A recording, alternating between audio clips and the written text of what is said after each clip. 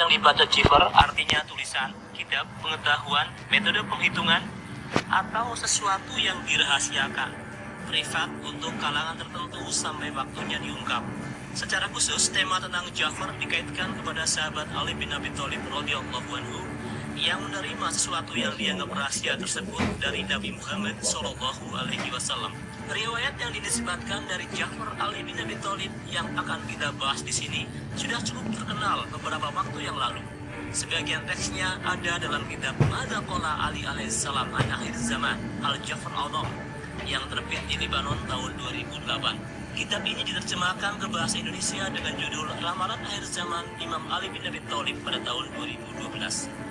Riwayat ini berisi teks tentang detail dan nasib suatu wilayah kepulauan di masa Imam Mahdi. Penyusun kitab tersebut menganggap wilayah kepulauan itu sebagai negara Jepang dan meletakkannya dalam bab Yaban fi akhir zaman, Jepang di akhir zaman. Sementara beberapa orang Indonesia menganggapnya sebagai Nusantara, Indonesia, bahkan Jawa secara khusus. Di dalam Ja'far yang dinisbatkan kepada Ali radhiyallahu anhu disebutkan, Al-Mahdi akan berkendara di angkasa bukan dengan sihir maupun tipuan mata, tetapi dengan pengetahuan yang telah diketahui oleh generasi yang mendahulunya. Dia melakukan hal itu seperti gunung-gunung yang berenang di langit dan akan terangkat tinggi dengan penyebab-penyebab yang ada di langit dan bumi. Dia mendapatkan pengetahuan dari Allah yang tak diketahui oleh seorang pun dari penduduk bumi tentang harinya.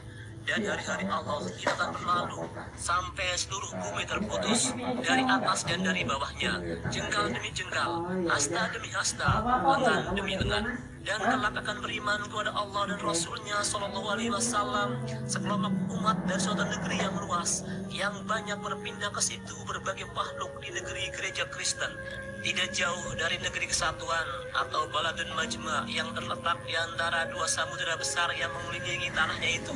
Bendera Al-Mahdi akan terangkat tinggi di tanah yang disebut Tanah Awak atau Ardul Awak. Penduduknya adalah orang-orang Ajam atau orang bukan Arab. Pada mereka ada kebaikan, mereka membaca kitab. Negeri mereka terbelah oleh gunung-gunung yang besar. Al-Mahdi akan mengangkat penyebab-penyebabnya dan akan membuka atau menaklukkan setiap pulau, baik yang besar dan yang kecilnya yang berada di lautan, sedangkan jumlah pulaunya di atas ratusan. Dan akan bangkitlah sebaik-baik keturunan kita dan semulia-mulia anak cucu kita di negeri gempa tersebut atau Baladiz Zalazil yang telah terjaga sejak berabad-abad tetapi tertidur di zaman wali atau pelindung keluarga Ahlul Bait. Maka sebagian besar mereka akan mengenal keutamaannya sebabkan tersiarnya keadilannya. Wajah mereka seperti perisai yang ditempa dan mereka mempunyai keterkaitan atau serupa dengan negeri Shin atau negeri Cina yang jauh dan negeri di balik Laut Kuning yang nama negeri itu seperti nama kerajaan mereka, Goryeo atau Goryeo, Korea. Kedzaliman terlihat dalam beberapa hal dan beberapa zaman. Sungainya adalah sungai yang dipuja dan mereka menciptakan patung lelaki yang disembah selain Allah. Mereka akan mempelajari Islam di jazirah kalian. Ini sebelum bangkitnya wali kita atau pelindung kita pada zaman yang tak begitu jaya. Akan tetapi, sebagian besar dari mereka akan mengendarai kendaraan Al-Masih Dajjal, kecuali yang dirahmati Allah. Dajjal menggoda mereka dengan roti dan emas, yakni siapapun yang tak memiliki hikmah dari negeri yang penuh hikmah. Seakan-akan aku bisa melihat mereka, kaum yang wajahnya seperti perisai yang ditempa. Mereka banyak bercocok tanam dan hidup berkasih sayang, tetapi punya kebiasaan bertempur hingga yang terluka berjalan di antara tubuh yang terbunuh. Mereka menciptakan peralatan yang menyebabkan kematian hitam dan kematian merah. Dan tak bakalan ada tiupan angin buruk yang serupa dengan yang bisa diperbuat oleh negeri gempa. Riwayat ini berlanjut dengan penyebutan beberapa hal, nama-nama penguasa dan beberapa negeri lainnya yang tak disebutkan di sini.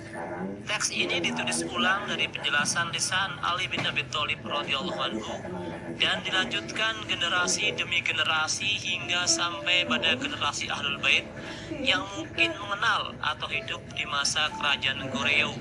Sekarang Korea paling tidak sesudah tahun 900 Masehi, yakni ketika kerajaan Goryeo mulai berdiri. Karena penulis riwayat itu dengan benar menuliskan nama Goryeo sebagai negeri yang sudah ada, tapi salah dengar tentang Ardul Awak. atau tanah awak yang belum dikenalnya. Tanah awak terdengar seperti tanah Jawa, dan ciri-cirinya semuanya mencocoki, seperti penduduknya adalah orang Ajam, yakni bukan Arab, membaca kitab, yakni kitab Quran, ada kebaikan, dan geografis tanahnya yang terbelah oleh gunung-gunung yang besar.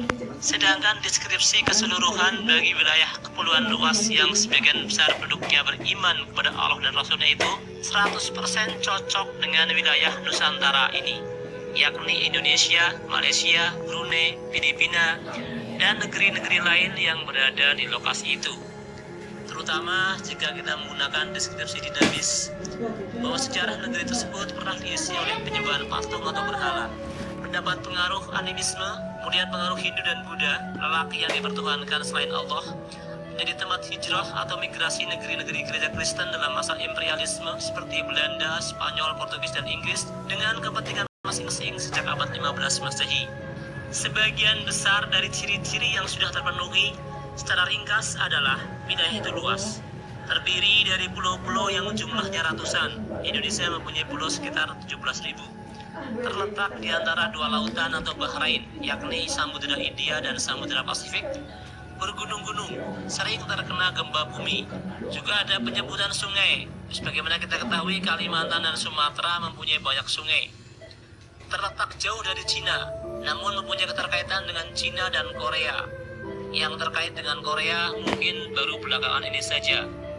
Kebiasaan membaca kitab, adanya aktivitas pergi belajar ke Jazirah Arab, didiami oleh Ahlul Bait atau para habib, suka bercocok tanam, penduduknya baik dan hidup dengan cinta atau hub, dan punya kebiasaan bertarung sampai mati. Ini sangat kental pada beberapa kelompok dan suku. Wajah penduduknya seperti perisai yang ditempa, maksudnya berhidung pesek, menjadi tempat berpindah atau migrasi, khususnya bangsa-bangsa barat, baik pada zaman imperialisme atau sekarang. Dan terjadinya kezaliman di wilayah tersebut, baik penindasan, penjajahan pihak luar, tirani penguasa, rasisme, dan sebagainya yang berbeda-beda tiap generasi. Yang terbukti atau belum terbukti secara pasti adalah kemampuan menciptakan alat atau persenjataan yang menimbulkan kematian hitam dan merah. Secara umum kematian merah adalah kematian karena tertumpahnya darah. Kematian putih dianggap sebagai kematian karena wabah penyakit. Sedangkan kematian hitam dianggap berhubungan dengan air seperti tenggelam. Menciptakan alat seperti ini sebenarnya wajar bagi negara yang punya lautan. Sebuah kapal yang ditenggelamkan oleh meriam atau senjata serupa hingga banyak